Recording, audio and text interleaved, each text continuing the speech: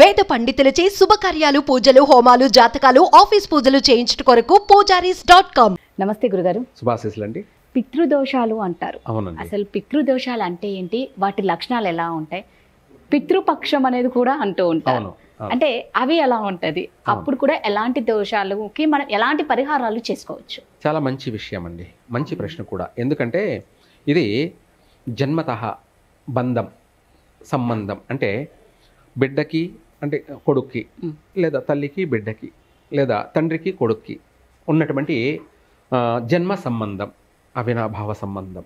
అంటే మన పూర్వీకులు, ఇప్పుడు మీరే ఉన్నారు, మీ నాన్న గురించి మీ తాత గురించి మీకు తెలుసుంటుంది.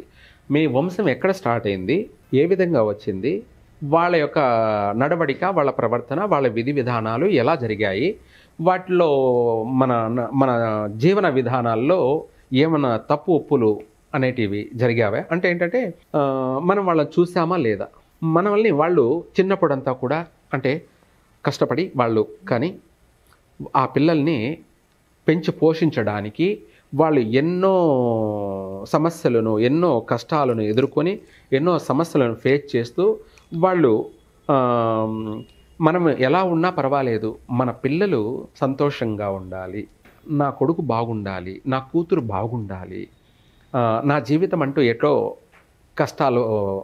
కష్టాలతోనే సాగింది, కానీ నేను పడినటువంటి కష్టాలు నా పిల్లలు పడకూడదు, నా కొడుకు చక్కగా బాగా విద్యావంతుడు, అన్నిట్లోనూ మంచి బుద్ధివంతుడు, అంతేకాకుండా మంచి ఉన్నత ఉద్యోగవంతుడు, అనేక విధాలుగా అంటే నా కొడుకు కారు కొనాలి, నా కొడుకు బంగ్లా కొనాలి, నా కొడుకు మంచి ఉద్యోగంలో పెద్ద ఉద్యోగం హోదాలో ఉండాలి అని చెప్పేసి ప్రతి తండ్రికి ప్రతి తల్లికి అనునిత్యము వాళ్ళకి అదే ధ్యాస, అదే ఆలోచన.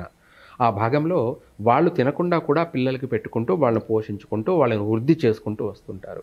ఈ పిల్లలు పెద్దవాళ్ళై ఉద్యోగరీత్యా కావచ్చు, లేదంటే పెళ్ళి అయిన తర్వాత వచ్చిన భార్య వల్ల కావచ్చు, తల్లిదండ్రులను వదిలేసిపోవడం మెయిన్ అది దోషమే. అంటే వచ్చిన భార్యతో సంబంధం తనను వీడకుండా తను వంట చేస్తుంటే వంట దగ్గర తను ఏం చేస్తున్నా తనతో కలిసి ఉన్న ఇది తల్లిదండ్రులలో లేదుగా, వాళ్ళ దూరం అయ్యారుగా. వాళ్ళు ఎప్పుడు నా బిడ్డ నా అనుకున్న వాళ్ళు వాళ్ళను నువ్వు చూడడం లేదు, అదే ప్రధాన దోషం. తర్వాత అంతేకాకుండా భార్య బెల్లం అన్నట్టుగా, జన్మనిచ్చినటువంటి తల్లిదండ్రులు అల్లం అన్నట్టుగా వాళ్ళను పోషించకపోగా, ఎవరిని తల్లిదండ్రుల్ని ప్రేమించకపోగా వాళ్ళు దూషించడం ఎక్కువ అవుతుంది. దూషించడం అంటే తల్లిని తిట్టడం, తండ్రిని తిట్టడం, ఎక్కువ మాట్లాడితే వాళ్ళకు అడ్డంగా ఉన్నారని చెప్పేసి వాళ్ళను కొట్టడం, తన్నడం, ఎంగిలి వేయడం, ఉమ్మి వేయడం, వాళ్ళను నీచంగా దూషించడం, వాళ్ళను తోసివేయడం, ఒక విధంగా కాదు అనేక విధాలుగా వాళ్ళు చేసేటువంటి శాడోయిజం వల్ల వచ్చేది పితృ దోషం కాదు, పితృశాపం. దాన్నే శాపం అంటారు. ఈ వృద్ధాశ్రమంలో వేయడం కూడా ఒక శాపమే కదా, అది మహాదోషం. అది దేవుడు మామూలుగా కనిపించడు, కానీ అనుక్షణం మన చుట్టూ ఉన్నాడు. కానీ మనకు కనిపించేటువంటి దేవుడు ఎవరంటే తల్లి తండ్రి. అయితే తల్లి తండ్రి వాళ్ళ యొక్క ఎటువంటి వాళ్ళైనా కూడా నీ కర్తవ్యం ఏమిటంటే నీకు జన్మనిచ్చినందుకు వాళ్ళను ప్రేమించాలి, వాళ్ళను పూజించాలి, వాళ్ళను సర్వ విధాల సకల విధాల పోషించాలి. అది బిడ్డ బాధ్యత. ఎందుకంటే చిన్నప్పుడు వాడు తినకపోయినా మారాం చేస్తున్నా కొట్టి వాడిని తిట్టి మరీ తినిపిస్తారు. అట్లాగే ప్రతి విషయంలో కూడా వాళ్ళు అలాగే చూసుకుంటారు.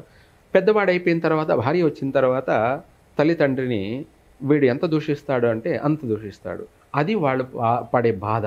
నా బిడ్డ మమ్మల్ని దూషిస్తున్నాడని చెప్పి వాళ్ళు ఎంతగానో బాధపడతారు, కుమిలిపోతారు. నువ్వు పెట్టలేకపోయినా పర్వాలేదు, కానీ తల్లిదండ్రిని కొట్టడం కానీ, తిట్టడం కానీ, దూషించడం కానీ మహాపాతకము.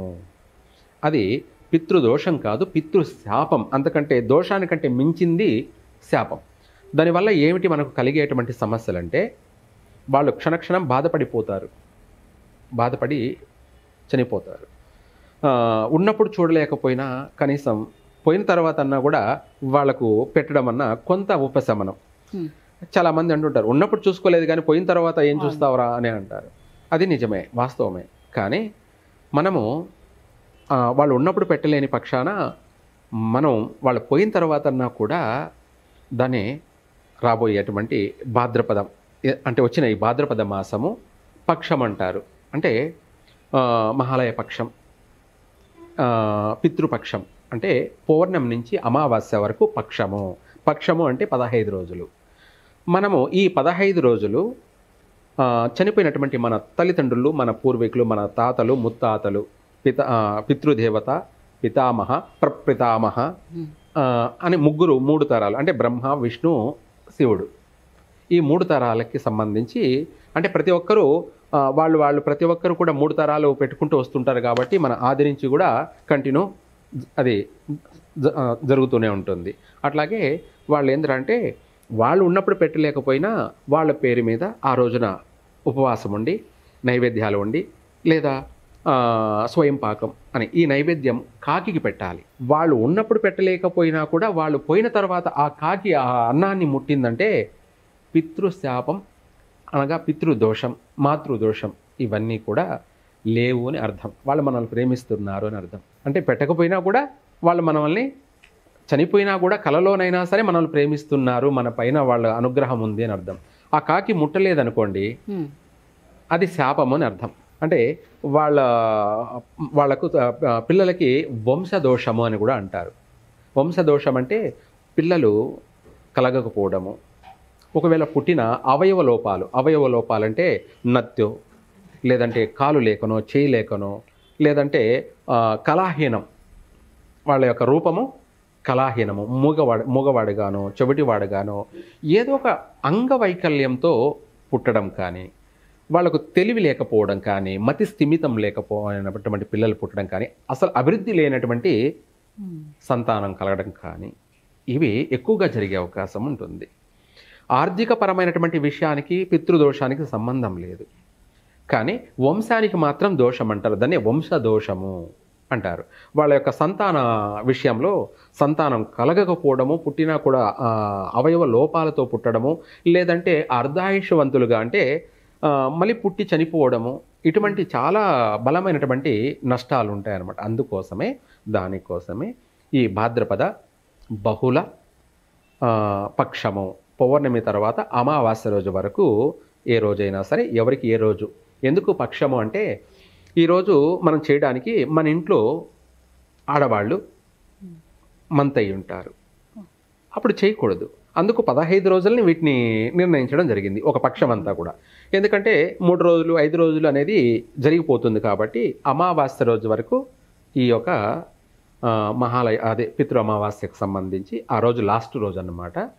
ఎవరైనా సరే వాళ్ళ తల్లిదండ్రులకి వాళ్ళు గతించినటువంటి వాళ్ళకి ప్రేమతో భక్తితోనైనా సరే వాళ్ళు చేసి నైవేద్యం పెట్టి కాకికి పెట్టడం కానీ, అది తీసుకుపోయేసి అయ్యగారికి ఉన్నటువంటి గురువులకు కానీ పూజారులకు కానీ ఇటువంటి వాళ్ళు ఎవరైతే ఉన్నారో వాళ్లకు స్వయం పాకం దానం చేయడం కానీ చేస్తే అందులో మనకు దశదానాలు అన్నట్టుగా ఉప్పు, తిలం అంటే నూనె, ఇవన్నీ కూడా కూరగాయలు, పండ్లు అన్నీ కూడా తీసుకుపోయి స్వయం పాకాన్ని దానం ఇచ్చినట్టయితే వాళ్ళ యొక్క కర్మలు విమోచన అనేది జరుగుతుంది. పితృదోష నివారణ, పితృశాప నివారణ, మాతృదోష నివారణ, మాతృశాప నివారణ అనేది జరుగుతుంది. వాళ్లకు సంతాన వృద్ధి కలుగుతుంది.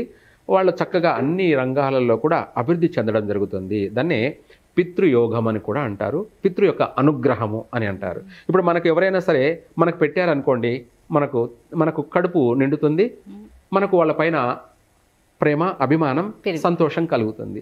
పెట్టలేదనుకోండి కడుపు మంట వేస్తుంది, బాధ వేస్తుంది, కోపం వస్తుంది, ఇంకా బూతులు తిట్టాల్సింది వస్తుంది. అట్లాగా అంతే కదా, పెట్టకపోతే ఇంక అనేక సమస్యలు ఏర్పడతాయి. ఇక్కడే అసలు విషయం అన్నమాట. అట్లాగే ఉన్నప్పుడు పెట్టి చూసుకోవడం మంచిది. అప్పుడు పెట్టలేని పక్షాన ఈ విధంగానైనా వాళ్ళ యొక్క రుణం తీర్చుకోవడం అనేది మనకు పాజిటివ్ ఎనర్జీ కలుగుతుంది, మంచి జరుగుతుంది, అన్ని విధాల అభివృద్ధి అనేది ఖచ్చితంగా ఉంటుంది. అలా ప్రతి ఒక్కరు కూడా ఇలా చేయడం శ్రేయస్కరం, అది సర్వ విధాల శుభం. చాలా చక్కగా చెప్పారు గురుగారు, ధన్యవాదాలు. శుభాశీస్సులు అండి.